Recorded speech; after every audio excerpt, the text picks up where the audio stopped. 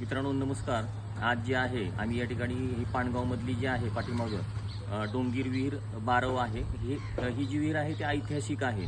आपण जर पाहिलं तर हे बघा इथून समोरच जे आहे तर आपल्याला हे महादेव मंदिर हेमाडपंथी महादेव मंदिर दिसेल आणि याच्या पाठीमागं जर आपण पाहिलं तर हा बुरुज परिसर म्हणून ओळखला जातो आणि या ठिकाणी जे आहे तर पूर्वी राजवाडा होता आणि त्याच्या बाजूचाच ही जी आहे ती डोंगीर विहीर आहे, बारव आहे आणि पूर्णपणे याच्यामध्ये जे आहे ते झाडं झुडपं पूर्ण वाढलेले आहेत। आतमध्ये कचरा वगैरे पूर्ण जमलेला आहे।